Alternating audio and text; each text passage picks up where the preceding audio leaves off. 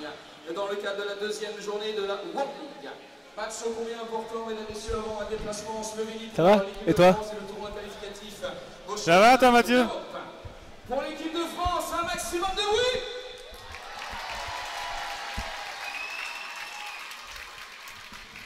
À quelques...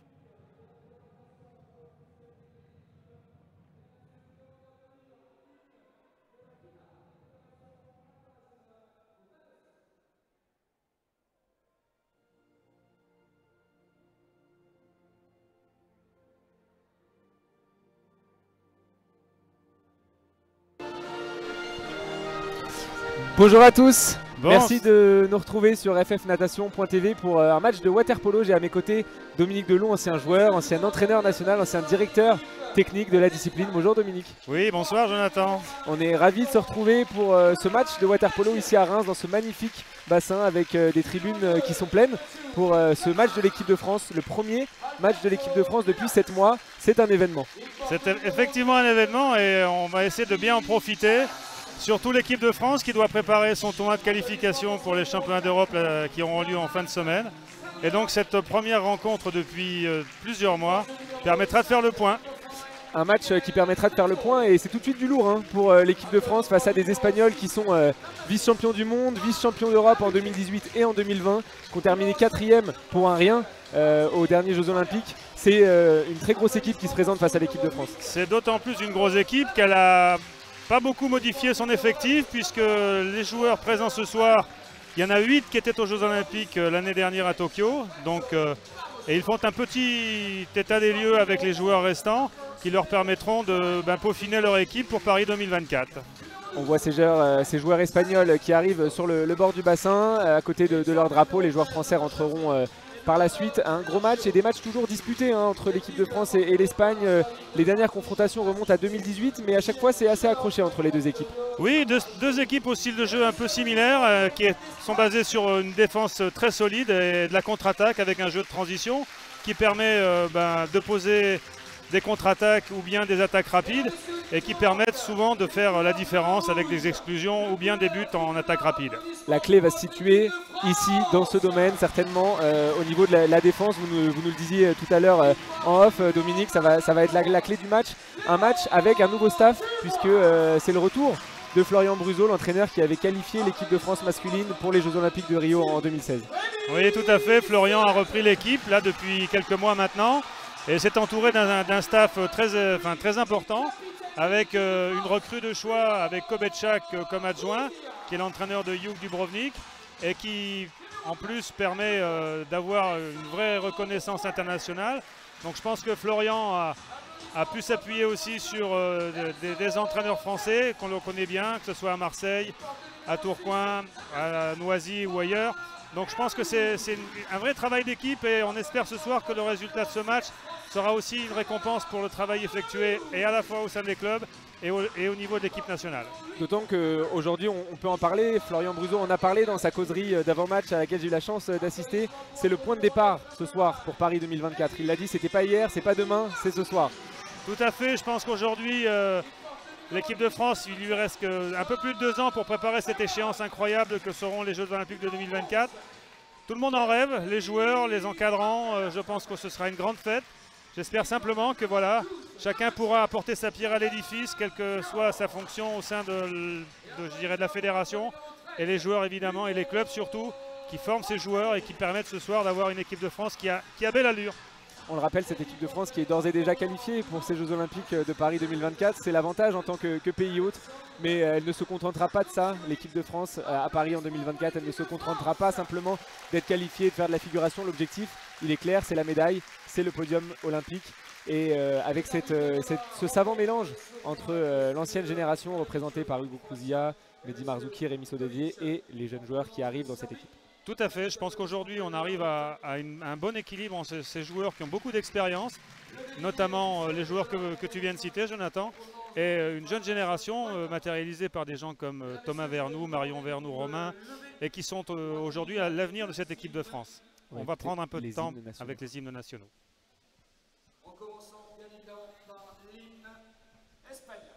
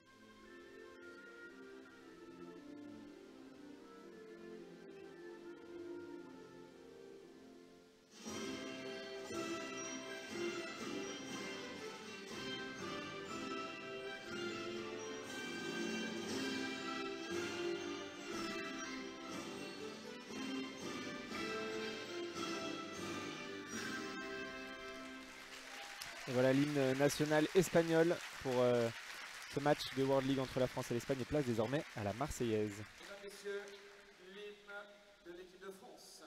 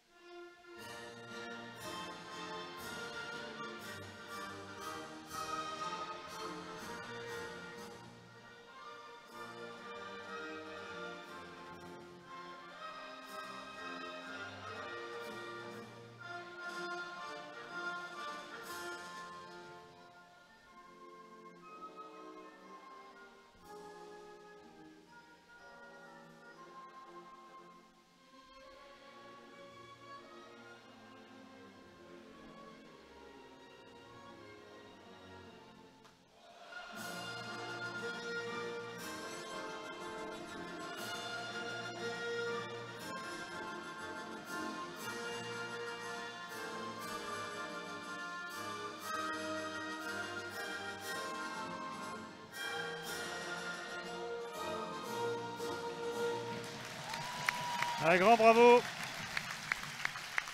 Magnifique moment, on en aurait presque des frissons, hein, Dominique, de Tout cette à fait. Marseillaise reprise par le public. J'ai toujours des frissons quand j'entends la Marseillaise. Reprise en plus par le public qui a répondu présent, qui avait hâte de retrouver cette équipe de France qu'on n'a pas vue, on le disait, depuis de nombreux mois, qui retrouve les terrains de water-polo pour ce premier match de World League de l'année 2022. Oui, je pense qu'on a hâte de voir où en est l'équipe de France. Aujourd'hui, dont l'ossature était une ossature marseillaise. Aujourd'hui, il y a 6 Marseillais dans l'équipe. Il y a exactement 3 joueurs de Noisy, il y a 2 joueurs de Tourcoing, il y a 1 joueur de Montpellier, 1 joueur de Sète et 1 joueur de Strasbourg. Donc une belle équipe. Et en face, l'ossature de ces joueurs espagnols est basée sur une équipe qui joue en Champions League et qui va viser le Final 8 aussi. L'équipe de Barceloneta, qui va pouvoir aussi compter sur 3 joueurs de Sabadell, qui est l'équipe finaliste de l'Eurocup, dont la finale aura lieu dans quelques jours. 2 joueurs de Terrassa et 1 joueur de Barcelone. Donc vraiment, deux très très beaux collectifs, le collectif français, le collectif espagnol. On a vraiment hâte de voir cette première rencontre, cette première confrontation. 2 équipes assez expérimentées finalement, avec des joueurs qui ont l'habitude de jouer des matchs importants, difficiles en Europe, des confrontations régulières avec des grandes équipes, notamment vous parliez de ces 6 joueurs qui jouent au Cercle des Nageurs de Marseille, engagés dans cette campagne de Ligue des Champions. Et voilà, ils ont l'habitude maintenant, les Français, de jouer ce genre de match, et ça peut se jouer là-dessus aussi face à l'Espagne. Tout à fait, je pense qu'aujourd'hui l'expérience des joueurs, le nombre de sélections dans les équipes nationales, le nombre de matchs joués en Champions League ou en Eurocup est un élément important de la performance, dans la maîtrise de ses nerfs, dans la gestion du money time comme on dit. Et je pense qu'aujourd'hui on aura peut-être cette occasion, j'espère en tout cas que l'équipe de France pourra jusqu'au bout tenir la dragée haute à cette équipe espagnole. On va revenir un peu plus précisément sur les joueurs qui composent cette équipe de France. On parlait de cette génération de Rio 2016 avec Hugo Crouzilla, Rémi Sodadier, Enzo Katz, Michal Izinski aussi qui est dans cette équipe, Mehdi Marzouki. Voilà, c'est cette ossature-là qui était à Rio en 2016 et qui va pouvoir s'appuyer sur de jeunes joueurs, notamment la pépite Thomas Vernou et son cousin Romain aussi, et d'autres jeunes joueurs qui composent cette équipe. Bien sûr, des joueurs comme Charles Cannon, de jeunes joueurs qui aujourd'hui sont dans la force de l'âge et qui vont pouvoir mettre de la dynamite dans cette équipe. Je ne suis pas inquiet, je pense que les joueurs vont vraiment tout donner ce soir autour de leur capitaine Hugo Crouzilla, dont on sait qu'il a traversé récemment un deuil personnel et qui va être à même de prouver avec ses camarades que l'équipe de France est sur la bonne voie pour préparer ces Jeux de 2024 que tout le monde attend. Hugo Crouzilla qui a pris le numéro 3, hein, qui a changé de numéro. Anciennement c'était le 7, donc voilà, ne vous trompez pas ce soir sur votre écran. Hugo Crouzilla a bien le numéro 3 en hommage à son papa qui nous a récemment quittés. Grand joueur de l'équipe nationale avec lequel j'ai eu la chance de jouer et un grand dirigeant pour le Cercle des Nageurs de Marseille, effectivement. Donc il nous manque et ma foi, je pense que son fils sera fier de porter cette couleur de l'équipe nationale comme d'autres l'ont fait avant lui. Il veut en tout cas récupérer cette médaille olympique à Paris en 2024, Hugo Crouzilla. Il sera dans l'eau au coup d'envoi, le capitaine de l'équipe de France avec son bonnet floqué du numéro 3. Donc pour commencer, effectivement, Hugo Crouzilla, Alexandre Bouet, Thomas Vernou, Enzo Katz, Mehdi Marzouki, Frédéric Van Peperstraat et Hugo Fontani dans les buts. Et voilà le coup d'envoi de ce match qui est donné. On va voir quelle équipe arrive à prendre le ballon en premier. C'est les Espagnols qui vont placer cette première attaque, Dominique. Tout à fait. Donc une équipe toujours très rapide. Donc le fait d'attraper la balle, comme on dit, est déjà un élément qui permet d'avoir une attaque supplémentaire de 30 secondes et de poser son jeu. Donc là, effectivement, on est sur un pressing. Ouais, c'était la consigne de Florian Bruzo avant le match, un pressing haut. Qui permet de ralentir effectivement la progression du ballon. Essayer de repousser au maximum les Espagnols. Hein. Tout à fait. Et éviter de poser le ballon en pointe. Et là effectivement, un premier but tout en finesse de la pointe espagnole, le numéro 9, qui est Roger Tahul du CN Barcelone. Voilà l'ouverture du score pour les Espagnols sur cette première attaque. On le disait, Florian Bruzo qui a beaucoup insisté sur le pressing, essayer de repousser au maximum les Espagnols en évitant de faire trop de fautes. C'est aussi la clé puisqu'on le sait, il y a des nouvelles règles, un nouvel arbitrage et il peut y avoir aussi beaucoup d'exclusions dans ce match. Oui, je pense qu'aujourd'hui, les consignes de la FINA vis-à-vis notamment du jeu en pointe sont très claires et on ne tolère pas de combat trop appuyé. D'ailleurs, regardez, les Espagnols sont plutôt à l'intérieur pour doubler sur Thomas Vernou qui sollicite 2 défenseurs sur lui. Alors et là, Alexandre Boué, Mehdi qui joue avec Van Peperstraat, voilà. Qui remet à Mehdi Marzouki, qui va essayer peut-être d'écarter, chercher Hugo Couzia. Et non, c'est le tir pour Mehdi Marzouki qui égalise. Et un tir à rebond, toujours très très performant Mehdi. Un homme du Money Time, quelqu'un dont le bras ne tremble pas, qui prend ses responsabilités. Tout en puissance, hein, Mehdi Marzouki, une frappe très lourde à chaque fois. Tout à fait, et donc vraiment une belle attaque avec une belle conclusion. Un joueur expérimenté, hein, Mehdi Marzouki, qui a tout traversé avec l'équipe de France en club aussi. Il a joué à Berlin, il a joué des gros matchs en Ligue des Champions. Il est actuellement à Noisy. Tout à fait, avec Rémi Sodadier, qui est le défenseur pointe aussi à Noisy cette année, qui a joué à Spandau pendant de nombreuses années. Donc de l'expérience au niveau européen pour quelques joueurs français, avec la grande expérience des Marseillais cette année, qui sont 2e de la Ligue des Champions de leur poule, derrière Reco, mais ils ont gagné 8 matchs. Donc aujourd'hui, l'Espagne est un gros client. Et un premier tir raté des Espagnols. Tir raté pour l'Espagne et l'occasion pour la France de prendre l'avantage sur cette attaque. Ils ont essayé de bien les repousser, hein. Ils ont été obligés de tirer de loin en fin de possession, là, les Espagnols. C'est ça. La France joue en une défense en zone presse, c'est-à-dire je presse. Et donc là, une faute à l'envers de Thomas Vernou en pointe, et sifflée par l'arbitre croate, M. Franulovic. Et donc Thomas qui doit maintenant revenir et défendre sur son joueur dans l'aile à l'opposé. Thomas difficile à bouger, hein, en pointe. Oui, beaucoup de talent pour ce garçon qui a besoin. Et un magnifique tir grand diagonale du joueur espagnol. Le numéro 6 qui inscrit ce deuxième but. Voilà. Qui a joué, qui était aux Jeux Olympiques, hein, vous en parliez tout à l'heure Dominique, qui était aux Jeux Olympiques à Tokyo et qui garnit l'équipe de Barceloneta qui est en route aussi pour le Final 8 de Ligue des Champions. Exactement, donc aujourd'hui les 8 joueurs de Barceloneta, les 7 joueurs qui sont dans l'eau, sont tous à un très très haut niveau et il y a 8 joueurs des Jeux Olympiques de Tokyo qui sont là. Donc cette équipe-là n'est pas venue pour faire de la figuration, elle va vouloir prouver et mériter son rang. On le voit bien en ce début de match, hein, très intense. Vous le disiez tout à l'heure, c'est la défense qui va faire la différence. Essayer de ne pas prendre trop d'exclusions, pas prendre trop de buts dès le début de la partie pour les joueurs français. Exactement, donc un pressing toujours très très fort avec l'arbitre qui surveille le combat qui est en défense pointe. L'objectif étant aujourd'hui, et c'est Rémi Sodadier qui est en pointe. Et Hugo Couzia qui a récupéré le ballon, qui a essayé de faire avancer le bloc. Et qui tente sa chance, mais c'est raté pour Hugo Couzia sur ce tir, le premier tir d'Hugo Couzia dans ce match. Voilà, un peu trop enlevé, on va dire. Donc toujours 2-1 pour cette équipe d'Espagne, qui se déplace beaucoup, qui se déplace bien. Et qui est très habile, notamment sur le jeu de transition, hein, Dominique. Tout à fait, on l'a bien vu là. Et d'ailleurs, le fait de monter rapidement la balle leur permet d'avoir une attaque placée avec maintenant encore 17 secondes à jouer. Ce qui est très très confortable malgré tout. Donc essayez de poser la balle en pointe ou bien tirer à mi-distance. Et une première exclusion sur un joueur qui a fait une pénétration sur l'aile gauche. Et le numéro 5 français est exclu. C'est Enzo Katz. C'est Enzo Donc il s'est fait surprendre sur la rentrée du joueur espagnol.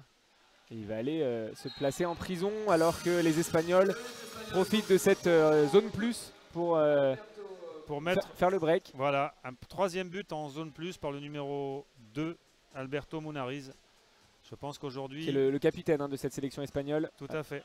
Et donc il n'y aura pas beaucoup de déchets dans ce jeu espagnol dans cette première période. Donc il faudra vraiment être très très vigilant et faire le moins de fautes possible, en tout cas gratuites, qui permettent à l'Espagne de profiter de ses supériorités numériques.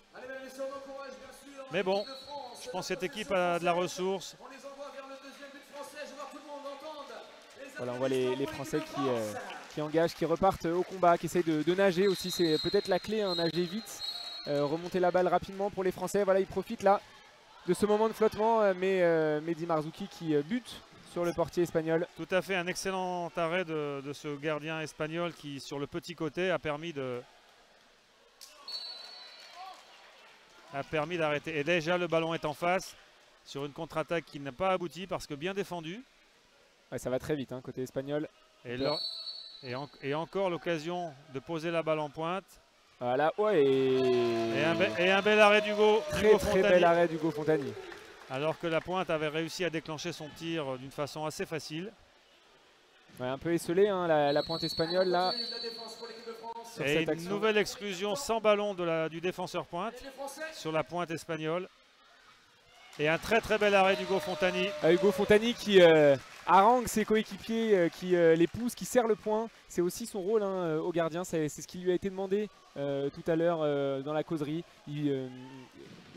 Florian Bruzo voulait le voir communiquer avec ses joueurs, essayer de les porter. Et c'est exactement ce qu'il fait là, Hugo Fontani. 4 minutes à jouer dans cette période, on est à la moitié. Et on voit cette attaque et c'est pour la pointer. Et un magnifique mouvement entre le numéro 7 français Marion Vernou et son cousin, ou son petit cousin Thomas Vernou. Ouais, un superbe mouvement, une superbe action collective là pour les tricolores. Et Romain Marion Vernou qui a trouvé Thomas Vernou très facilement juste devant le but. Ils se connaissent par cœur, les yeux fermés, j'avais presque envie de dire. Eux qui jouent ensemble à Marseille et qui font une Ligue des Champions remarquable avec une seule défaite en 9 matchs contre Recco le premier match et ensuite 8 victoires d'affilée. Vraiment un parcours exceptionnel des Marseillais dont l'expérience va bénéficier à cette équipe de France. Ouais, Thomas Vernou qui a marqué contre les plus grands gardiens du monde pendant cette Ligue des Champions. Qui a l'habitude lui aussi malgré son jeune âge de ces matchs à haute intensité. Tout à fait. Entre Romain qui a aujourd'hui 22 ans et Thomas qui a 20 ans, c'est vraiment deux très bons joueurs de notre équipe nationale. Charles Cannon aussi n'est pas loin. Et encore un magnifique tir. Et là c'était imparable, hein, pour Hugo Fontani, il aurait pu faire ce qu'il voulait. Un rebond diagonal du numéro 3. Le ballon qui s'est logé dans les filets, qui est resté coincé là-haut. Il a dû aller le décrocher, Hugo Fontani. Sergi Cabanas, un joueur de Sabadell. Ouais, lui aussi, hein, vice-champion du monde avec cette équipe espagnole à Guangzhou en 2019, on s'en souvient. Et surtout Sabadell, finaliste cette année de l'Eurocup. Donc qui va se jouer très bientôt, la finale. Au mois de mars exactement, cette finale. Est au mois de mars, effectivement. Charles Cannon est rentré, le numéro 10. Il vient de perdre la balle là, une première perte de balle. Les Espagnols qui vont repartir très vite et on voit les Français qui nagent, hein, qui essayent de se replacer le plus rapidement possible parce qu'ils savent que les Espagnols peuvent attaquer rapidement et ça laisse du champ aux porteurs de ballon espagnols. Mais Charles a réussi à fermer, donc il a bien pu revenir. Et aujourd'hui, le jeu est fermé. Ouais, magnifique arrêt encore d'Hugo Fontani. Double parade d'Hugo Fontani qui est survolté ce soir, le gardien de Strasbourg, qui fait un très gros début de match. Et oui, Hugo, un gardien c'est comme dans les sports de petit terrain et c'est 30 à 40, 50% d'une équipe selon les matchs. En tout cas, grande parade d'Hugo sur ce début de match qui va être très important. Il n'a pas pu faire grand chose sur les deux, trois diagonales qu'il a eues. Mais là, est vraiment très présent. Ouais, ça permet à son équipe de rester au contact, d'espérer encore avec Hugo Cousilla qui a le ballon, qui fait circuler la balle. Et cette tentative qui termine sur la transversale du gardien espagnol. Voilà, donc 20 secondes de plus pour l'équipe de France après ce tir qui a rebondi sur la barre. Ouais, c'est Romain Marion Vernou qui a été récupéré ce ballon. Hugo Cousilla qui essaye de se défaire du marquage. Et Charles Cannon qui va pouvoir peut-être armer. Ah, et ça finit sur la barre transversale aussi, ce tir de Charles Cannon. Un super mouvement de Charles qui a résisté à l'assaut de 2 défenseurs et qui malheureusement a pris le poteau, mais pas le poteau rentrant, le poteau un peu extérieur. Mais en tout cas, voilà, une bonne réaction de l'équipe de France qui reste au contact. 4-2, il n'y a rien de rédhibitoire. Et on voit des belles attaques placées aussi hein, pour les joueurs français qui arrivent à se démarquer et trouver des positions de tir assez rapidement. C'est intéressant ça, Dominique. Oui, tout à fait. Bon là, comme on l'a expliqué tout à l'heure, le défenseur pointe a été mis dehors de l'équipe de France. Ouais, pas mal d'exclusions, hein, on le disait, c'était attendu. Il va falloir gérer ces exclusions tout au long du match pour pouvoir garder le maximum de joueurs dans le champ. C'est travaillé à l'entraînement, j'imagine, hein, ces zones plus, ces zones moins avant des matchs comme ça. Oui, encore que là, c'est une faute de main du défenseur du joueur espagnol qui a permis de récupérer ce ballon. Donc là aussi, voilà. Et les Français qui avancent. Hein, et premier temps mort demandé par Florian Bruzo sur cette exclusion du défenseur pointe espagnol sans ballon. Donc à partir du moment où le joueur en avant-pointe est neutralisé sans ballon avant que le ballon n'arrive, les arbitres ont le droit d'exclure ces défenseurs pointes qui font de l'anti-jeu. Et donc les consignes sont claires au niveau de la FINA, on sanctionne, ça nous est arrivé tout à l'heure, ça arrive maintenant du côté espagnol. L'occasion pour l'équipe de France de marquer cette zone plus et de revenir à un but à un peu moins d'1 minute je crois de la fin de cette première période. Ouais, on voit Florian Bruzo qui donne les consignes, qui replace ses joueurs, qui n'avaient jamais perdu le contact avec le bassin. Il entraînait l'équipe de France féminine après les Jeux Olympiques de Rio en 2016 et là il retrouve les garçons. Ah non, Florian est un entraîneur dans l'âme. Il adore le terrain et le travail qu'il a réalisé pour qualifier l'équipe en 2016 est remarquable.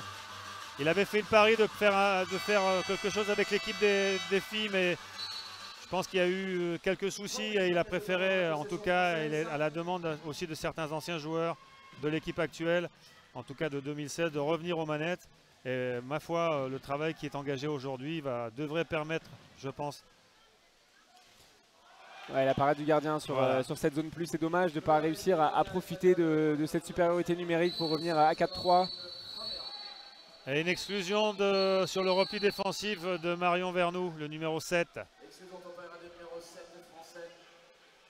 Ouais, les Espagnols qui sont déjà à quelques mètres du but et encore un bel arrêt. Encore cette parade d'Hugo Fontani. Quel match il nous fait là, Hugo Fontani, ce soir.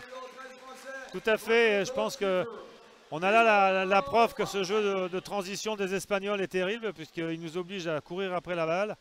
Et lorsqu'on est en retard, on fait souvent des fautes. Et les Français qui essayent de faire pareil, hein, de vite mettre le ballon devant. Là, il est en possession d'Alexandre Boué. Mais là, qui tente sa chance et ça finit au fond. Magnifique tir à rebond d'Alexandre Boué qui permet à la France de revenir à un but. 4-3 pour l'Espagne dans ce premier quart-temps. Tout à fait, je pense qu'aujourd'hui, il faudra avoir un peu de peps, un peu d'envie, notamment sur ce tir un peu surprenant que n'attendait certainement pas le défenseur espagnol qui n'a même pas levé son bras pour contrer. Et donc le gardien a été aussi, lui, très surpris. Ce qui d'ailleurs conduit David Martin, l'entraîneur espagnol, à faire 2-3 changements. L'équipe de France est toujours au contact, il reste 20 secondes dans cette première période et ma foi, un beau début de match. Là, on l'a vu, hein, une remontée de balle très rapide aussi sur ce but pour l'équipe de France. La balle qui a été vite mise devant le but espagnol. Je pense qu'aujourd'hui il reste 10 secondes, ne pas faire de faute, ne pas donner l'occasion aux Espagnols de remarquer un 5e but, ce qui malheureusement... Qu'est-ce qui siffle là, l'arbitre? Alors l'arbitre a sifflé contre Mehdi Marzouki, je pense, une exclusion, le numéro 9, voilà. Et ça finit dehors, ce tir. Et ce premier carton va très certainement se terminer sur ce score de 4-3, Dominique. Tout à fait. Et bon, les Espagnols ont voulu terminer avant la fin de période, avoir une occasion de shoot qu'ils ont gâché puisque le tir était au-dessus. Maintenant, il va falloir gérer les fautes graves. On est déjà à 4 fautes graves chez nous contre 2 pour l'Espagne. Mais bon, c'est plutôt bien géré. Il y a 4 jours à une faute. Il n'y a rien de fait. Ça permet de pouvoir faire tourner l'effectif. Et ce genre de match se gagne à 13. En tout cas, pour pouvoir garder cette très haute intensité au niveau de l'engagement, il faut pouvoir compter sur tout le monde et je pense qu'aujourd'hui Florian aura à cœur de faire tourner l'effectif où tout le monde est responsabilisé. Effectivement, hein, vous le disiez, qui dit faute grave dit engagement, excès d'engagement parfois, mais ça prouve que les joueurs français ont envie de montrer de belles choses, de défier cette équipe espagnole sur son terrain, d'essayer d'aller les chercher là où ils sont peut-être les plus forts, ces Espagnols, et essayer de les faire déjouer au maximum. Oui, cette équipe espagnole, c'est une équipe d'expérience. Après, l'équipe de France fait la preuve depuis quelques années maintenant qu'elle est capable de rivaliser contre les grandes nations mondiales du water-polo. Mais malheureusement, pas toujours sur 4 périodes, sur 3 périodes souvent, avec un petit passage à vide. Donc on surveillera ce soir ce petit passage à vide, j'espère qu'il n'arrivera pas. Mais en tout cas, c'est comme dans tous les sports co, il y a des temps forts et des temps faibles. Pour l'instant, il n'y a pas de vrai temps faible. Je pense que l'équipe de France va tâcher, elle, d'imposer un temps fort pour pouvoir recoller à cette équipe espagnole. Et ma foi, on n'est pas à 5-3, mais on est à 4-3. Je pense que le score sur le tableau n'est pas bon. Je pense qu'il y a une erreur. On est bien à 4-3, Jonathan. On espère. En tout cas, je me suis arrêté aussi à 4-3. Et je les ai pas vus marquer un but pendant le... Ah, moi non plus. Donc, pendant la pause. Non. Je ne sais pas s'ils vont modifier le... Ah, ils annoncent 5-3.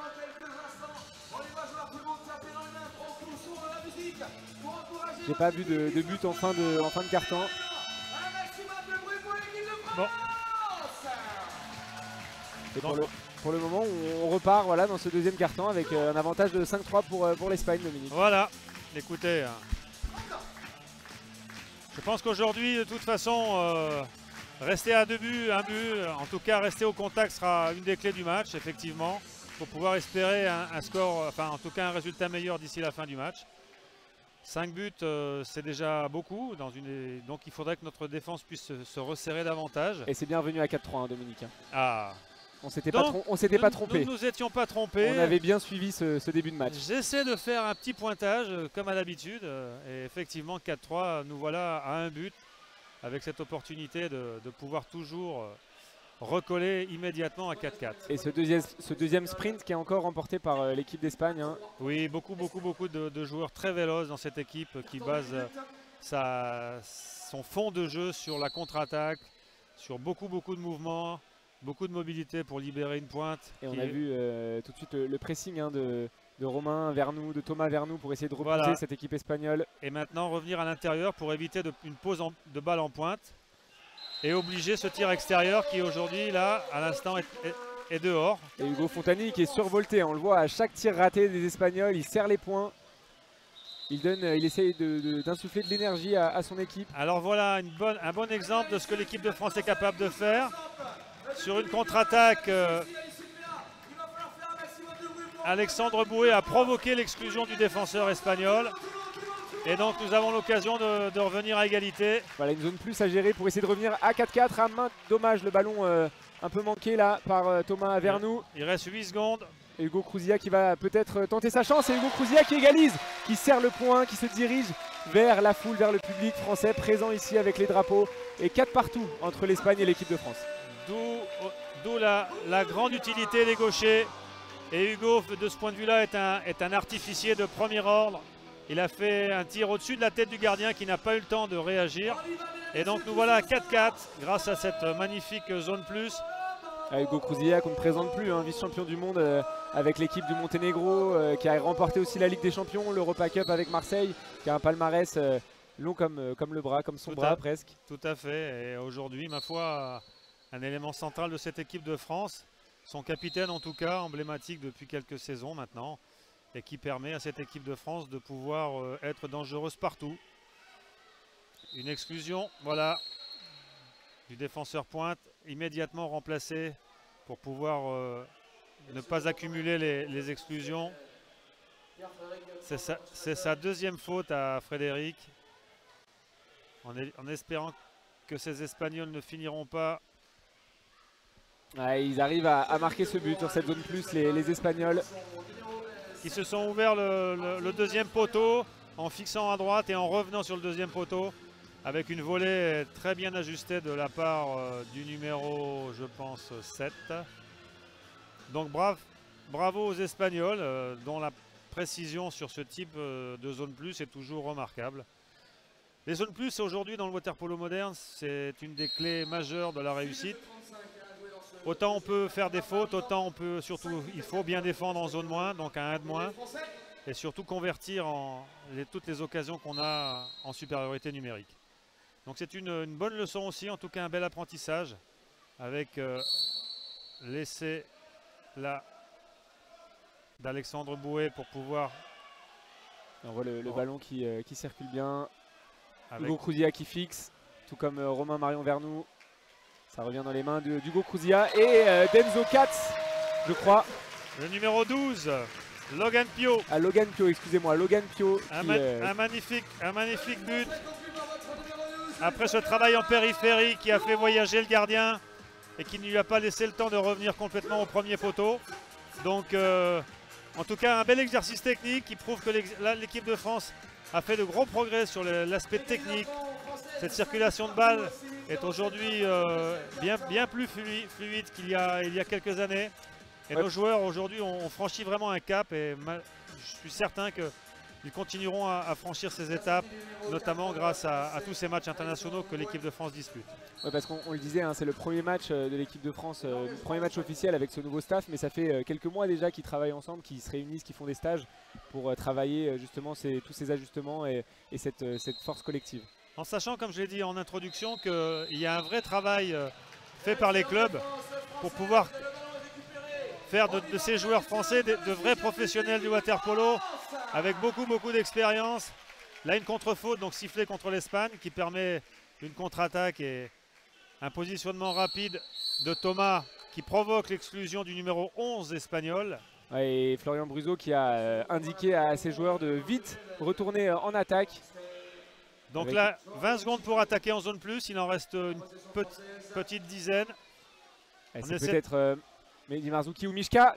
Voilà, Misha Lidzinski qui marque avec sa main gauche. Le deuxième gaucher de cette équipe de France, très précieux. Mishka est un joueur d'expérience aussi, aujourd'hui âgé de 28 ans. Et l'équipe de France qui passe en tête pour la première fois dans ce match, Dominique. Effectivement. Et je pense que l'importance d'avoir des gauchers pour terminer ce genre de zone plus, c'est quelque chose d'essentiel dans le water-polo moderne. D'ailleurs, toutes les grandes équipes ont de grands gauchers, de grands gardiens, de grands gauchers, de grandes pointes, un axe central fort. L'équipe de France a quasiment tout ça aujourd'hui. Simplement, un peu plus de régularité dans la gestion des 4 périodes. Et je pense que nous serons vraiment très proches de toutes les grosses nations. Ouais, l'équipe de France qui a plus que rivalisé lors du tournoi de qualification olympique contre les Grecs, hein, avec une défaite au tir au but alors que les Français ont mené dans ce match. Les Grecs ont terminé vice-champions olympiques quelques mois plus tard. Exactement, non, je crois que c'est un des regrets finalement de l'année 2021 d'avoir un peu échoué sur le tournoi de qualification et à si peu de choses. Autant ils avaient été heureux en 2016 avec la qualification au pénalty réussie par Mehdi Marzouki contre la Hollande, autant l'année dernière ce tir des pénaltys contre la Grèce perdu 14-13 a été un déchirement parce que derrière effectivement la Grèce et Mehdi toujours aussi hargneux, aussi perspicace, a réussi ce 7e but. Mehdi Marzouki qui permet à la France de faire le break dans ce match. Quel match de l'équipe de France, Dominique, pour ce retour face à son public avec ce nouveau staff, avec Florian Bruzo qui est revenu dans cette équipe et cette équipe de France qui en veut.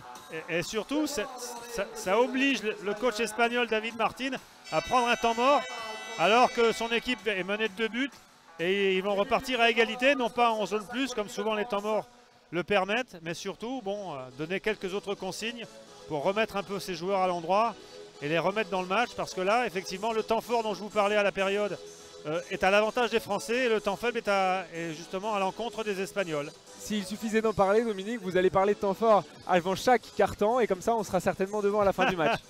J'espère en tout cas porter chance à cette équipe de France que j'adore et que nous adorons tous. Effectivement, je pense qu'aujourd'hui, ils ont à cœur de montrer les progrès qu'ils ont effectués depuis tous ces mois. Effectivement, ils ne sont pas qualifiés pour les championnats du monde. Ça n'a pas empêché Florian de travailler tout l'été avec eux et de faire en sorte que cette équipe progresse à l'entraînement sur des moments durs pour que des matchs comme ça deviennent plus faciles. Et puis on le sait, les grosses nations du water-polo mondial sont de toute façon en Europe et il y aura des championnats d'Europe. On espère que les Français seront qualifiés. Ils vont passer par le tournoi dont vous parliez tout à l'heure. Ça sera dans quelques jours et ils affronteront. Dès jeudi, effectivement, ils vont rencontrer successivement la Suisse, la Belgique, l'Allemagne et la Slovénie, dans cet ordre, je pense. Et donc l'idée, c'est sur les 5 équipes, les 2 premières seront qualifiées. Donc on peut espérer que cette équipe de France sera en capacité de se qualifier pour ces Euros qui auront lieu à Split du 27 août au 10 septembre ou 11 septembre. Voilà. Vous aurez en tout cas l'occasion de les accompagner, la chance de les accompagner, puisque vous serez chef de délégation lors de cette compétition, de ce tournoi qualificatif pour les championnats d'Europe. Exactement. Et là, un superbe contre de notre défense et de Mehdi Marzouki, qui permet à l'équipe de France de récupérer ce ballon et de rapidement venir se positionner. On parlait de la défense, qui était la clé du match, vous nous en parliez. Pour l'instant, c'est parfaitement géré par les Français.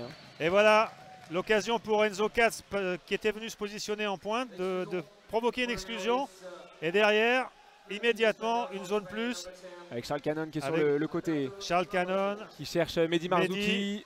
Ça circule avec Hugo Crouzilla et la parade. Mais c'est récupéré par les Français. À la mauvaise passe là de Rémi Soladier qui était en difficulté. Donc une balle de 8-5 que nous ne transformons pas malheureusement. Mais bon, il y aura d'autres occasions, c'est certain. Et voilà maintenant l'occasion de vous parler de la zone de remplacement, ce qu'on appelle la flying zone, que font les Espagnols. Donc pendant le cours du match, on peut venir changer. Ce qui s'est produit en tapant dans la main de son coéquipier. Et immédiatement, il reste 8 secondes. Je pense qu'il va y avoir un tir en périphérie sur un coup franc direct. Et encore un magnifique arrêt de Hugo qui est vraiment chaud bouillant. Elle est très très solide, Hugo Fontani, ce soir. Qui ne s'est pas laissé surprendre par ce coup franc direct. Et c'est un jeune gardien aussi, Hugo Fontani, même s'il est dans le collectif depuis quelques années maintenant. Il aurait pu avoir de la pression pour ce retour, pour ce premier match en France avec ce public. Mais ça le transcende plutôt que ça le... Hugo a vraiment pris le relais dans les buts de l'équipe de France après la longue période de Rémi Garceau. Et donc aujourd'hui, c'est lui le gardien numéro 1 français. Et il assure cette charge avec bonheur. L'équipe de Strasbourg a joué en Coupe d'Europe aussi, a fait un bon parcours. Donc les Strasbourgeois, vice-champions de France, voire champions de France il n'y a pas si longtemps que ça. Ouais, champion de France 2 années de suite, il me semble. Voilà, et exactement. Ces Strasbourgeois aujourd'hui ont aussi acquis de l'expérience. Encore un nouveau contre. Un beau contre là aussi, ouais. Et donc toujours une attaque espagnole. Donc ces Strasbourgeois sont aussi contribuent à l'effort collectif pour l'équipe nationale. Je pense qu'aujourd'hui, Hugo a bénéficié de tous ces matchs internationaux, à la fois en club et en équipe nationale. Et il reste 5 secondes là pour les Espagnols. Et une exclusion sur la pointe sans ballon. Et ça va redonner 20 secondes aux Espagnols. Et exactement l'occasion de revenir à un but si les Espagnols transforment l'occasion. Et on l'a vu sur le début de cette attaque, avant cette exclusion, les Français qui arrivaient bien à repousser ces Espagnols.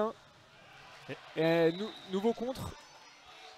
Et un but accordé, le but est bien rentré, donc le juge de but a validé le fait que malgré l'arrêt d'Hugo, le ballon soit rentré complètement dans le but. Donc le but est validé, donc 7 buts à 6 sur cette zone plus qui aurait mérité, en tout cas pour les Français, une meilleure terminaison. Parce que c'était quasiment bien défendu. Ouais, on l'a dit juste avant cette exclusion, l'équipe de France qui arrivait à bien repousser les Espagnols, qui étaient assez loin du but d'Hugo Fontani. Oui. Effectivement, donc on est toujours dans cette période devant et je pense qu'il ne faut pas le négliger, on est toujours devant et c'est important de mener au score et de garder la tête froide sans se précipiter, en posant son jeu. Donc les Espagnols continuent de presser. Donc là on a donc Thomas Vernou en pointe, un joueur vraiment dangereux, les Espagnols continuent à presser. Ouais, la consigne de Florian c'était personne ne te bougera ce soir. Montre-nous ce dont tu es capable. Je pense qu'aujourd'hui, voilà, les Espagnols sont revenus à l'intérieur. On va chercher soit à poser, soit à libérer un tir extérieur avec Hugo, par exemple. Hugo et Charles va pouvoir fixer. Et la frappe, et c'est Vernou. Romain Marion Vernou, ouais, voilà. qui manque ce tir. Un peu trop enlevé. Mais l'équipe de France toujours devant au score alors qu'il reste 1 minute 20 dans cette deuxième période, ce deuxième quart-temps. Passage en 1 contre 1 de ce joueur espagnol très dangereux qui va essayer d'aller jusqu'au bout avec une grande vélocité. Allez, ça passe à côté. Non, il y a eu un arrêt d'Hugo, je pense. Qui a évité de se faire prendre la balle au-dessus de la tête. Et là, on repart en contre-attaque. Hugo a fait le retour défensif. Et maintenant, on repart en contre-attaque. Ça nage fort. Hein. Ça nage très fort. C'était les consignes de Florian Bruzo. Nager fort, vite, au moins 6 ou 7 mètres pour bien se dégager et remonter. Et Thomas va provoquer l'exclusion en allant se positionner en pointe. Voilà, le numéro 4 est exclu chez l'Espagne. Et l'équipe de France qui va avoir une occasion de faire plus pour faire de nouveau le break dans ce match. Avec une deuxième exclusion du numéro 6 espagnol qui tenait Thomas Vernou au poteau. Donc voilà, l'occasion de jouer à 6 contre 4. Et ça finit sur la barre, mais ça va revenir pour l'équipe de France. Ça va revenir, un joueur espagnol va certainement rentrer. Hugo Cruzilla, Charles Cannon, ça fixe sur le côté avec Alexandre Bouet. Et la parade du portier espagnol qui va mettre ce ballon en corner. Il y a quelques fautes de main depuis tout à l'heure. Je trouve qu'on a 2-3 hésitations sur la... Charles Cannon qui prend ce tir, mais une nouvelle parade. Excellente parade du portier espagnol qui a évité le plus 2. Il reste 15 secondes. Un corner. La dernière attaque pour l'équipe de France.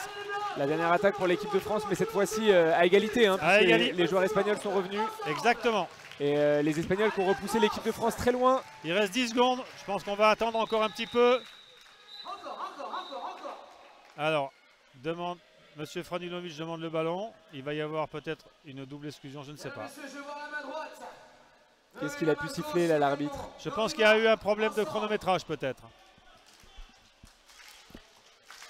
Le ballon devrait donc être rendu logiquement aux Français là-dessus, Dominique. Oui, le délégué, le délégué Thomas Molnar a arrêté le jeu, est en train de consulter avec Monsieur Pukinovic le temps de la dernière exclusion et le fait de pouvoir repartir.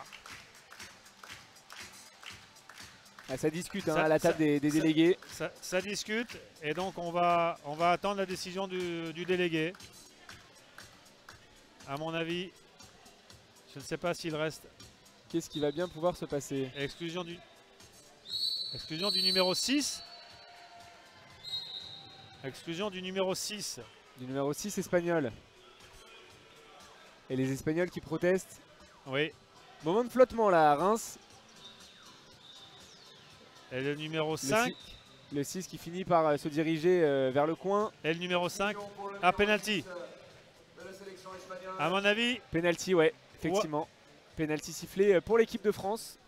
Donc EDA du numéro 6. Je pense qu'il y a un problème au niveau de la signalisation du numéro exclu. Et du fait de faire rentrer les joueurs ou pas. Le numéro 6 a dû rentrer comme joueur illégal. Donc c'est penalty. Et le joueur numéro 6 va prendre une EDA. En tout cas, voilà. Il ne pourra plus participer au jeu. Et du coup un jet de 5 mètres. Et donc un penalty derrière. Pour Hugo Cruzilla pour nous permettre aux Bleus de refaire le break, de reprendre 2 buts d'avance. Allez, c'est transformé par Hugo Cruzilla. Il se manque rarement Hugo Cruzilla dans cet exercice. Comme tu dis Jonathan, il se manque rarement.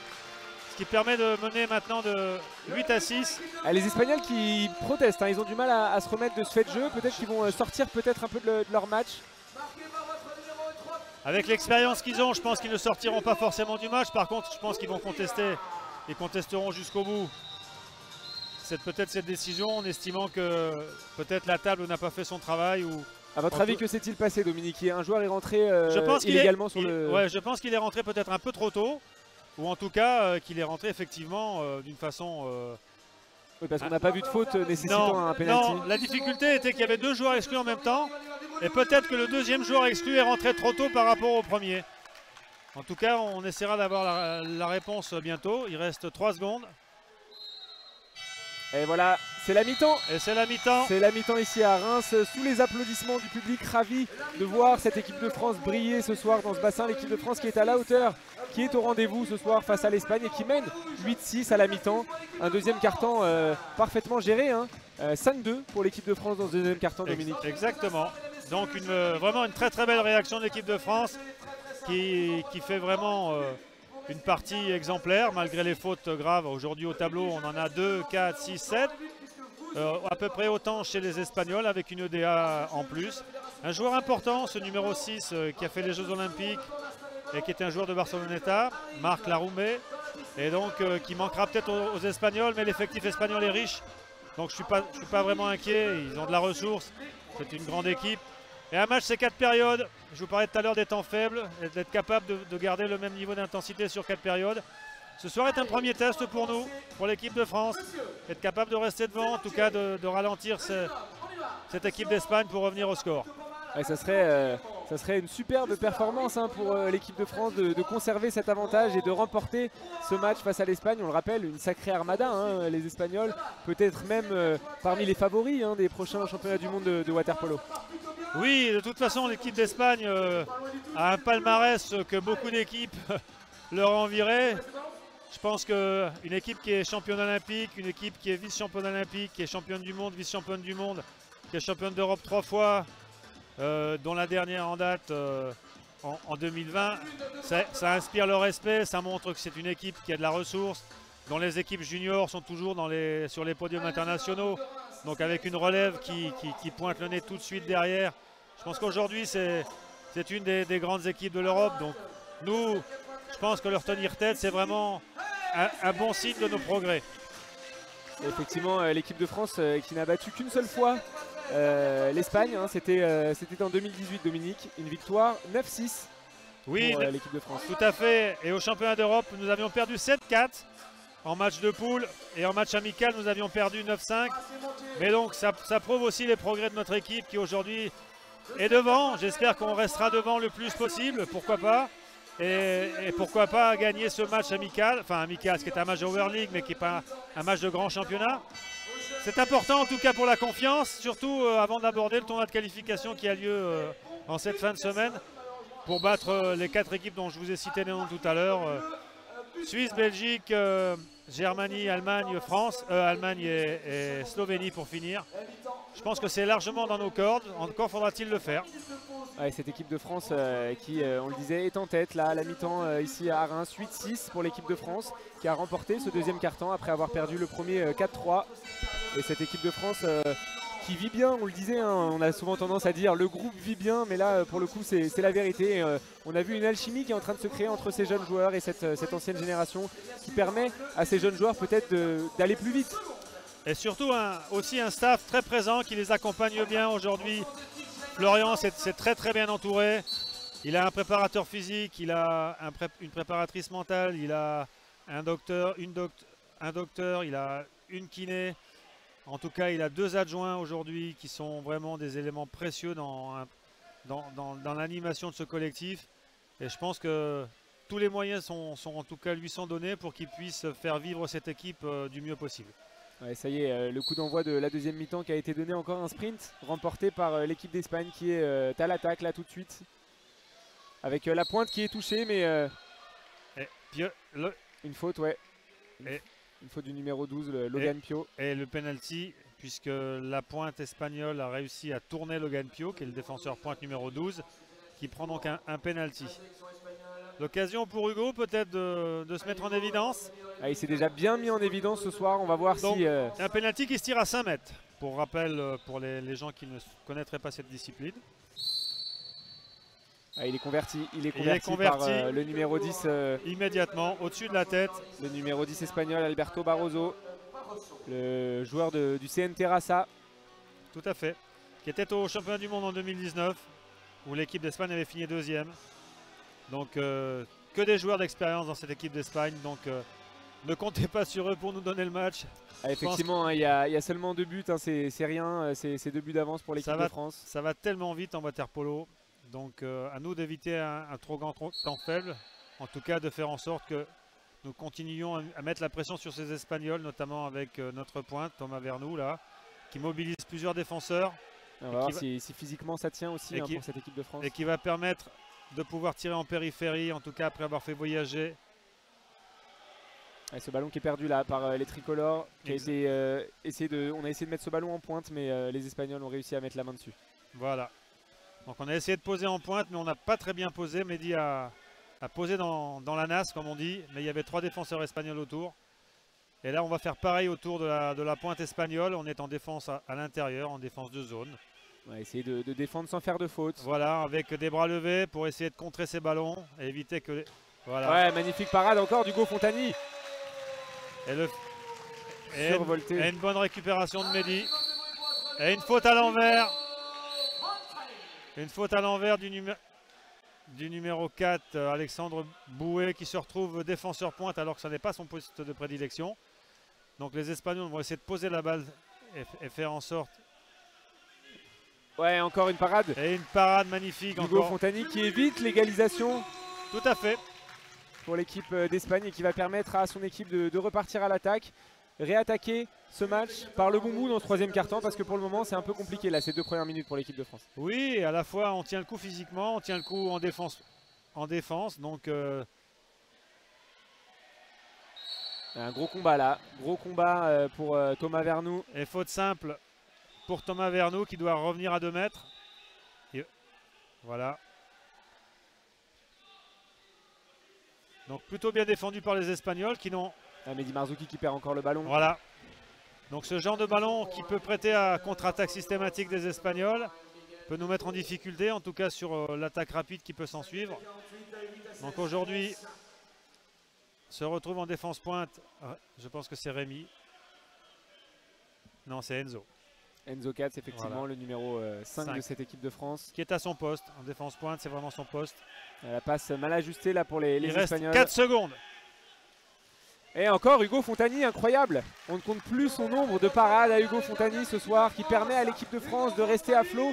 C'est lui qui permet aux Français d'être un peu meilleur dans ces temps faibles. Tout à fait. De supporter ces temps faibles. Je pense qu'aujourd'hui, la valeur ajoutée d'un gardien qui est dans sa soirée comme ça est quelque chose de très important. Les Bleus qui repartent vite à l'attaque, les Bleus qui sont avec le bonnet blanc, ne vous trompez pas. Et Thomas qui a provoqué l'exclusion sur la fin de contre-attaque. On va essayer de convertir cette zone plus pour reprendre 2 buts d'avance. Ouais, ça serait bien là de se donner un peu d'air. Mettre un peu de rythme sur la circulation. Fixer, donner rapidement. Et puis surtout prendre sa chance quand le décalage sera fait. Alexandre Boué qui a le ballon et qui le fait circuler encore. On recule un peu sur cette prise de balle. Nouveau contre. Et on joue à contre-main. Non, ça joue. Et erreur des 20 secondes. Et rentrée de... Et donc on n'a pas réussi à convertir, égalité 6 contre 6 dans le champ là. Donc on va réattaquer. 2 pointes pour la France. 2 pointes pour la France. Exclusion. Sur Mehdi Marzouki en 2e pointe. Ouais, ça finit au fond. Ça finit au fond. L'équipe de France qui repasse avec 2 buts d'avance. 9-7 pour les Bleus. Qui ont réussi à supporter ce temps un peu plus faible en ce début de 3e quart-temps. Et qui finalement réussissent à inscrire un nouveau but. On a vu toute l'envie de Mehdi là-dessus sur cette volée bien ajustée et sur cette volée avec une passe magnifique qui permet de jouer vite et qui évite de trop gamberger sur la circulation périphérique. Donc aujourd'hui, voilà, trouver des solutions à 2 mètres, ça fait aussi partie des solutions en zone plus. Donc plus 2. Voilà, Monsieur Puktinovic parle à Alexandre Boué. Peut-être pour un petit accrochage en lui demandant peut-être de se calmer un peu. Mais plus le match va avancer, plus à mon avis l'engagement sera total. Et donc les engagements rugueux. Chacun va vouloir défendre son précaré. On est... Forcément un match très engagé hein, là entre les deux équipes. Rémi Sodadi essaie de garder les bras dehors sur la défense pointe.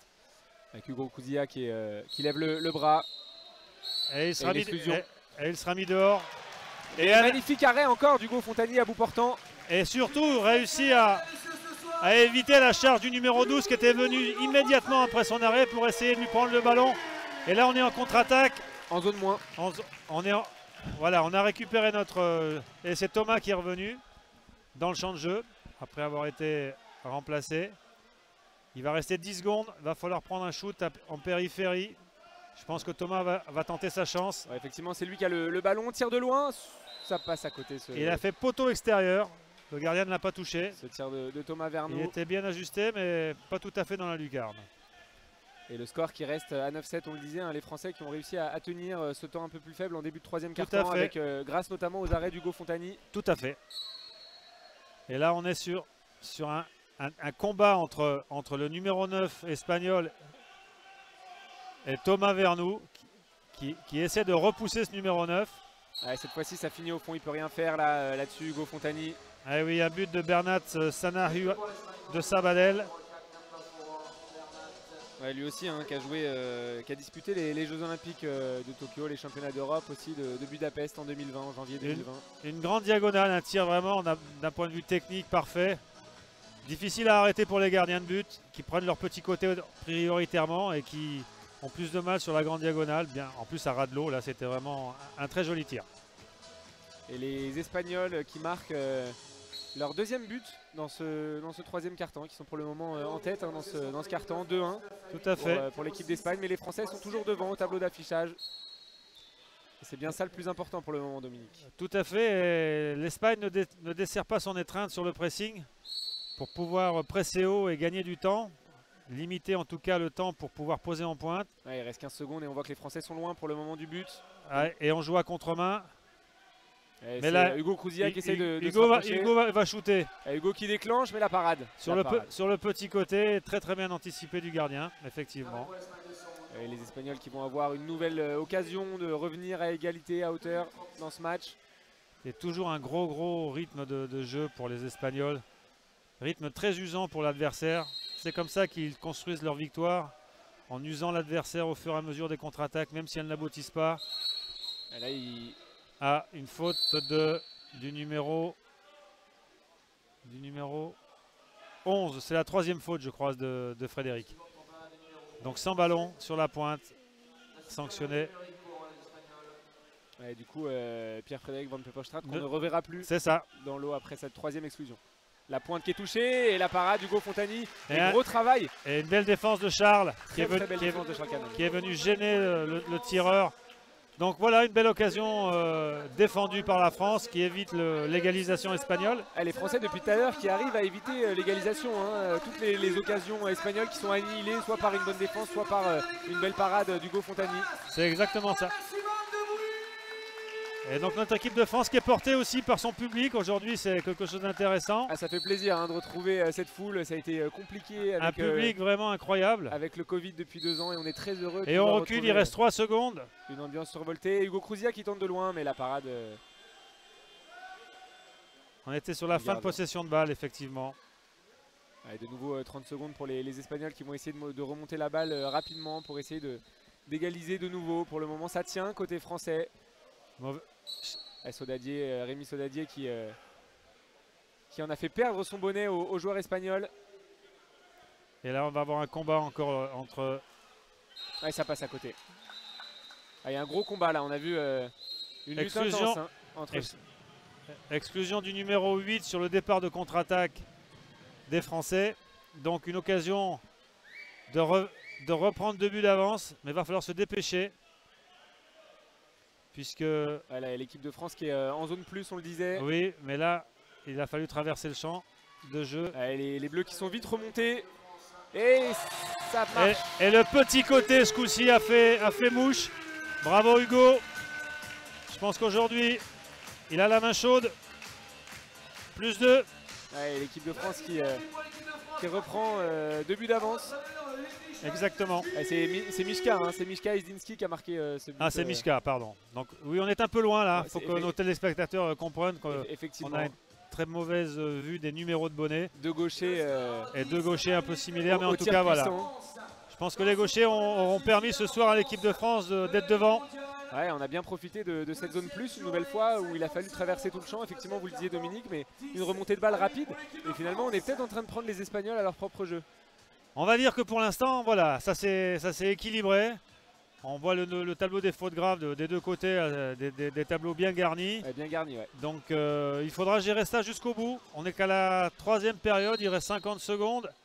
L'occasion pour l'Espagne de revenir à un but, si elle convertit cette attaque placée qui arrive. Donc Logan Pio en défenseur pointe sur le numéro 5 espagnol. Des Taureaux. Le joueur de Barceloneta. Il reste 10 secondes à peu près aux Espagnols là pour... Ils vont attendre et ils vont déclencher vraiment au dernier moment. Là, ça va partir. Le numéro 3 espagnol sur le côté qui tente sa chance. Mais nouvelle parade d'Hugo Fontani sur ce tir de Sergi Cabanas.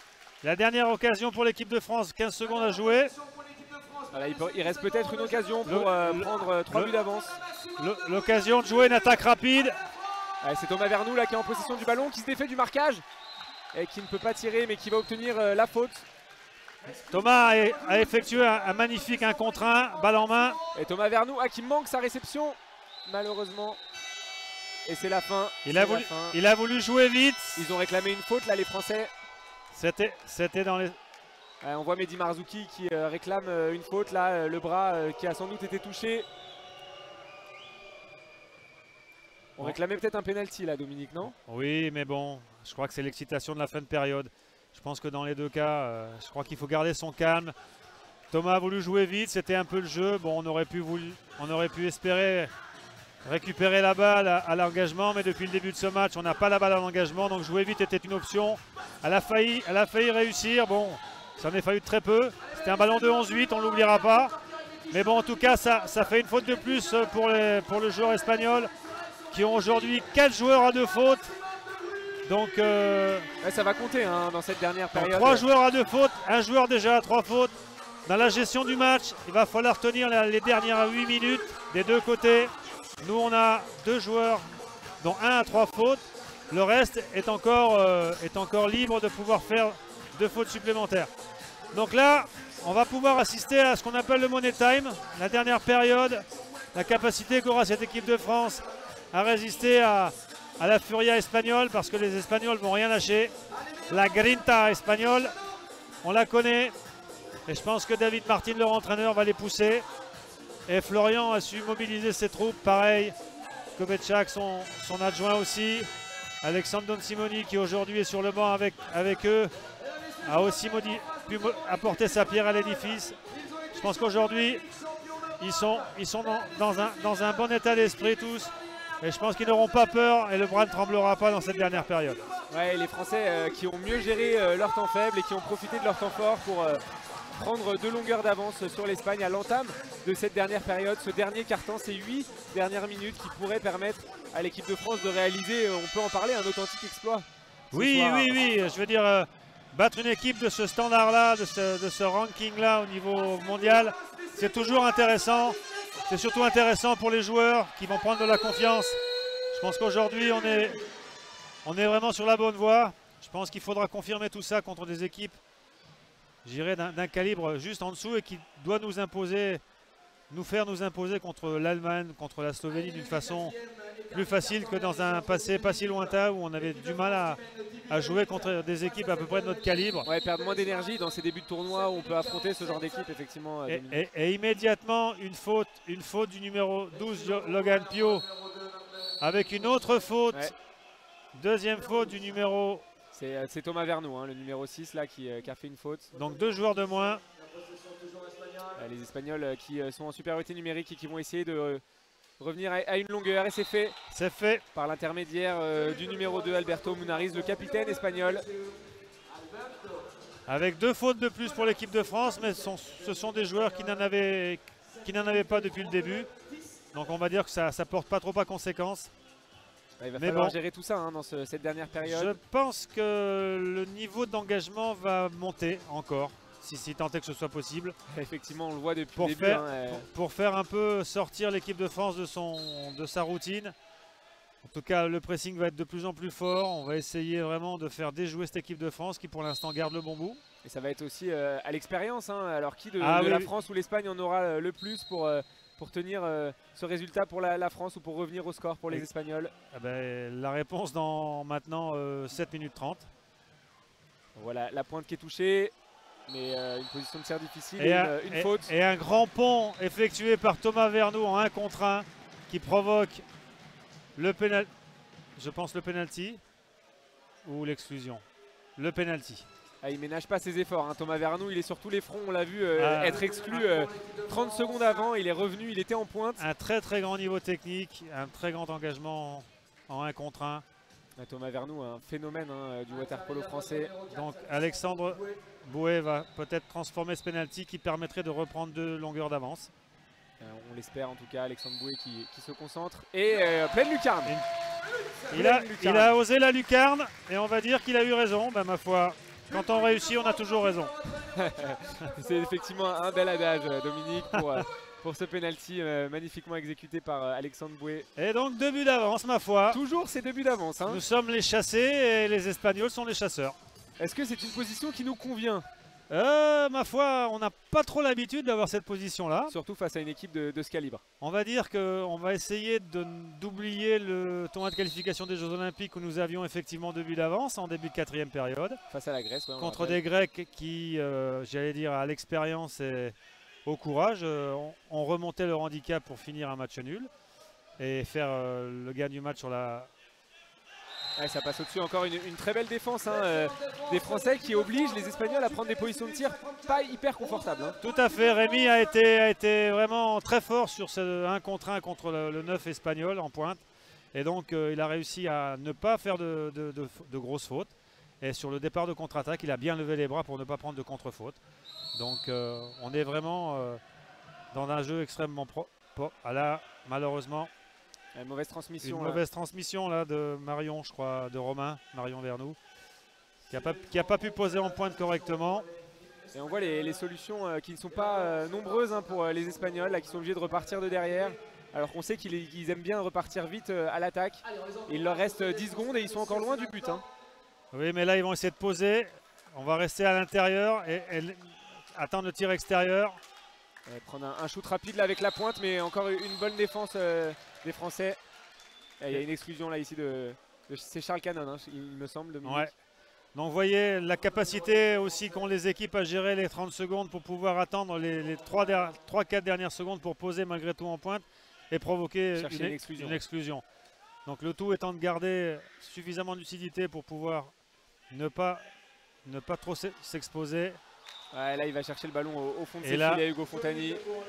Elle est très très haut. Jolie passe, il est vraiment monté très très haut. Jolie passe lobée là pour les Espagnols. Effectivement, une façon de revenir à un but. Tant que les Français marquent sur leurs attaques et nous permettent de maintenir ces 2 buts d'avance, ça nous va. Mais effectivement les Espagnols qui reviennent à un but 11-10 entre ces 2 équipes. Donc la gestion qui nous attend là, c'est une gestion aussi de la fatigue accumulée depuis maintenant plus de 3 périodes. Qui peut nous faire faire à nous comme aux Espagnols d'ailleurs quelques erreurs techniques. Perdre un peu de lucidité. Perdre de lucidité, à avoir quelques erreurs techniques au niveau du maniement de balle, de la pose du ballon en pointe, moins de lucidité aussi pour transmettre un ballon correctement. Dans le bon espace, on en est là. Et là, une faute à l'envers de Mehdi Marzouki je pense, ou alors et une faute de contre-faute. Contre-faute. Qui a été sifflé contre le numéro 8 je pense par l'arbitre croate qui permet à l'équipe de France qui va récupérer la balle et 30 secondes. Et 30 secondes. Donc là 30 secondes à gérer du mieux possible.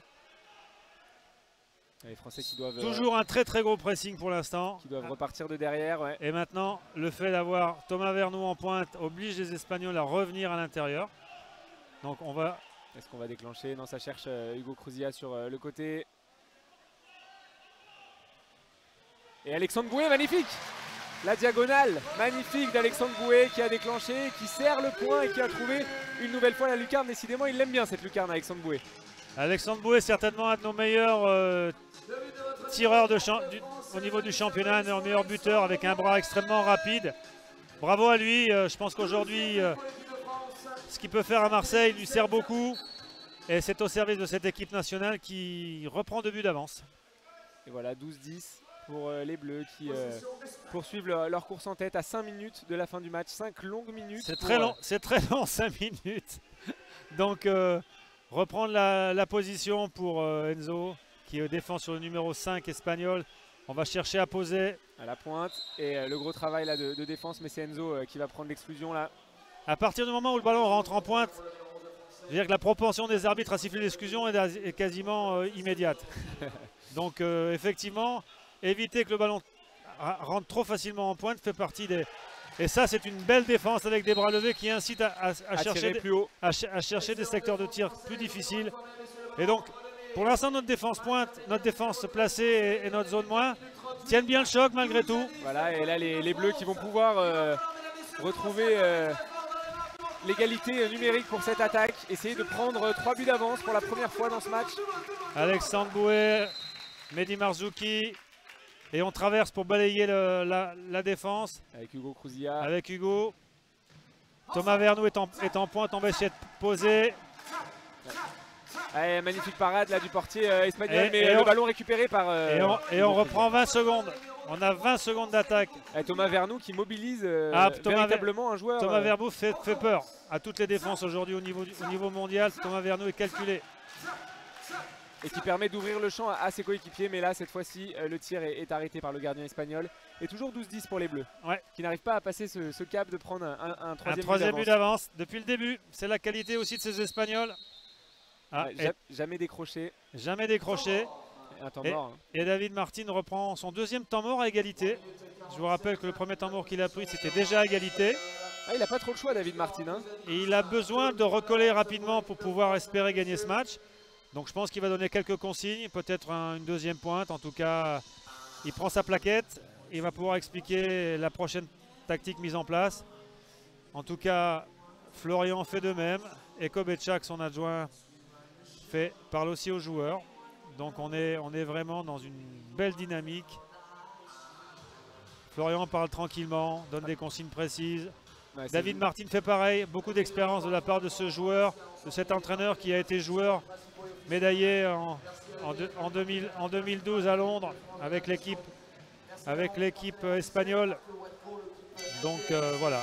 Et on a vu là sur ce temps mort Enzo Katz applaudir, essayer de transmettre toute sa motivation à ses coéquipiers qui sont dans l'eau, qui va se rasseoir sur le banc, mais on voit une belle énergie, une énergie très positive du côté des Français. Oui, je pense qu'il y a beaucoup de solidarité dans cette équipe et ça se voit depuis le début de ce match. Ils lâchent rien, ils ont envie vraiment de faire cet exploit ce soir parce que ce sera un exploit. Battre une équipe vice-championne du monde et double vice-championne d'Europe, 4e aux Jeux Olympiques. Rémi essaie de batailler avec le numéro 9 qui le fait exclure. Voilà, sans ballon. Il a tenté tant bien que mal de rester les bras dehors, mais le 9, avec beaucoup d'expérience, a réussi à le faire exclure. C'est sa deuxième faute. On voit encore les bras en l'air là, devant les joueurs espagnols. Obligé de faire des passes assez hautes et tenter des tirs. Et magnifique parade d'Hugo Fontani, incroyable. Une belle diagonale, un tir extrêmement précis, bien arrêté par Hugo. Et ça va revenir là tout de suite. Effectivement, il va falloir remonter là. Ouais, poteau. Poteau et balle sortie. Excellente défense, Hugo a été fantastique. Hugo Fontani qui nous fait un sacré match là. Et exclusion de la pointe espagnole sur le repli défensif qui va permettre, on l'espère, à cette équipe de France de prendre 3 buts d'avance enfin. Rien n'est fait. Florian n'a toujours pas pris son deuxième temps mort. Je pense qu'il attend une opportunité sur la fin du match si jamais les Espagnols devaient recoller. Là, on a 2 buts d'avance, donc on a encore un petit matelas. Et voilà! Et ça fait 3 avec ce tir diagonal d'Hugo Crouzilla. Donc bien on a pris à Florian de ne pas prendre son temps mort. Et Hugo sur le poignet, avec beaucoup d'expérience, a joué la diagonale sur cette zone plus et permet à l'équipe de France de prendre 3 buts d'avance. Ce bras gauche magique. Ce bras gauche ou son poignet gauche en tout cas, qui fait beaucoup de bien à l'équipe de France et qui fait cette année aussi beaucoup de bien à Marseille en Champions League. On est à 13-10, à 2,43 de la fin du match. On ne va pas s'enflammer, tout peut changer, les arbitres vont être vigilants. On ne va pas s'enflammer, mais c'est très bien parti pour l'équipe de France avec un Hugo Fontani qui a été ce soir, en tout cas pour l'instant, une muraille très compliquée à franchir pour ces Espagnols qui ont dû user de tous les stratagèmes pour le... Allez, ballon en pointe pour chercher une nouvelle exclusion. Voilà, c'est le cas avec cette nouvelle faute d'Enzo Katz. Et un arrêt fantastique. Les Espagnols ont essayé de marquer vite pour pouvoir revenir vite au score, sachant qu'ils sont menés de 3 buts. Ils n'ont pas attendu du tout la fin de leur possession là, sur cette zone. Cette équipe d'Espagne, c'est elle qui est sous pression. Ce sont eux les chasseurs, mais avec toute la pression qu'ils ont aujourd'hui de recoller au score. Donc en tout cas, une grande partie de cette équipe de France qui pour l'instant, à 2 minutes de la fin, a toujours le ballon. Et 20 secondes de nouveau. Avec 20 secondes. Et si les bleus pouvaient avoir, les blancs, pardon. Je pense qu'aujourd'hui, c'est la gestion de ces 30 secondes et de ces 20 secondes qui va être importante. Ne pas s'enflammer, jouer jusqu'à la limite du temps de possession de balle. On va essayer de faire tourner, là, effectivement. Là, effectivement, Thomas est sorti de la pointe et Rémi est rentré. Qui prend ce ballon, Rémi. Et bravo! Magnifique, il serre le point, il se tourne vers le public français qui agite les drapeaux. Une très très belle rentrée en deuxième pointe. Et on commence à y croire sérieusement là, honnêtement, 4 buts, une 37. Je pense qu'on peut honnêtement être... on peut sabrer le champagne. Être optimiste. À Reims, peut-être commencer à sortir la bouteille. Peut-être pas le bouchon tout de suite. Mais on va dire 4 buts en une 37. Peu d'équipes sont capables de remonter à un tel handicap. Il suffira, si jamais on prend un but rapide, de gérer les 30 secondes. Et je pense qu'on arrivera tout tranquillement à la fin du match. L'équipe de France qui a été menée simplement en début de match dans ce premier quart-temps. Et depuis, quel travail de l'équipe de France. Vous parliez de ces temps forts, ils en ont eu. Les Bleus, ils ont eu aussi des temps faibles, mais ils les ont parfaitement gérés. Ils ont pu compter sur un Hugo Fontani de gala. Ah oui, non, honnêtement, je pense que comme on peut mettre des notes parfois sur l'équipe, Hugo fera partie d'une très très bonne note aujourd'hui. Donc une exclusion sans ballon. Peut-être joueur du match, Hugo Fontani. Peut-être, allez savoir. En tout cas, ça serait amplement mérité. Que se passe? Une autre... Voilà, alors là, bon, je pense que c'est un peu décision rapide. Donc 2 joueurs de moins sur la zone moins. Là, c'est Romain Marion Vernou qui a été puni. Voilà. Et les Espagnols qui marquent avec l'aide de la barre Donc transversale. Rémi a pris sa 3e faute. Il est effectivement... il a terminé son match. Il a pris 3 fautes. Il a fait son job. Il a sur le dernier il a but, très bien défendu, il est allé jouer en pointe, il s'est battu, il a marqué un joli but, là, le 14e. Comme toujours, on peut toujours compter sur la combativité de Rémi Saudadier. Ah écoutez, je pense que ces joueurs qui ont beaucoup d'expérience, qui ont joué à Spandau en équipe de France depuis toutes ces années, apportent cette solidité défensive aussi à cette équipe. Et puis ils ont traversé tellement de moments aussi. Et cette confiance, je pense que c'est important. Ils ont traversé tellement de moments compliqués aussi. On est à 1 minute du bonheur. Voyons, voilà, 55 secondes. Effectivement. Les Espagnols ne cherchent plus à défendre, en tout cas pas au pressing. Et là, il faut juste faire tourner le ballon, tranquillement, attendre la fin de la possession. Là, on a mis 2 pointes pour mobiliser jusqu'au bout. C'est ce qu'on dit, jusqu'au bout. Donc on va jeter le ballon dans le coin. Voilà, pas forcément. Et voilà le ballon qui est jeté dans le coin. 31 secondes à jouer. C'est la dernière attaque. L'attaque des Espagnols. Et un but ne compte pas triple. Dominique. Non. Les Français vont donc s'imposer ce soir face à l'Espagne, vice-championne du monde, vice-championne d'Europe, 4e aux Jeux Olympiques. C'est un authentique exploit pour l'équipe de France. Ah, on peut le dire. Et le public qui pousse, c'est exceptionnel ce qu'on a vécu ce soir, Dominique, avec ces gradins pleins dans ce complexe magnifique. Et les joueurs qui sont déjà en train de se congratuler. Et je pense que l'homme du match sera certainement Hugo Fontani. En tout cas, j'en fais le vœu. Et si ce soir était le point de départ de l'aventure olympique de l'équipe de France, cette aventure olympique Bravo. sera magnifique. Et permettra peut-être aux Bleus d'être médaillés dans 2 ans à Paris. C'est ce qu'on souhaite en tout cas. En tout cas, voilà, je pense qu'on peut parler de victoire fondatrice. En tout cas, d'un nouvel élan. Je pense qu'ils pourront s'appuyer sur cette victoire ce soir, qui a prouvé que cette équipe de France avait beaucoup d'ambition, de grands moyens. En tout cas, ils l'ont prouvé à la maison, certes, mais je pense qu'ils auront à cœur de prouver ça et en World League. Et j'espère au championnat d'Europe fin septembre s'ils se qualifient d'ici la fin de semaine. Ouais, on espère qu'ils vont se qualifier pour ces championnats d'Europe qui auront lieu, vous le disiez, à Split. Avant ça, il y aura aussi la super finale de la World League qui est organisée en France. Et donc l'équipe de France est forcément d'ores et déjà qualifiée. Ça sera encore l'occasion de se confronter à de grosses équipes. En tout cas, ce soir, test amplement réussi. Merci Dominique. Mais merci Jonathan d'avoir été ce fut un plaisir. Avec nous sur ffnatation.tv. On se retrouve très vite pour de nouvelles aventures. Toutes les disciplines sur ffnatation.tv. Et de nouvelles aventures poloistiques pour notre équipe de France. Merci beaucoup et à bientôt. À bientôt.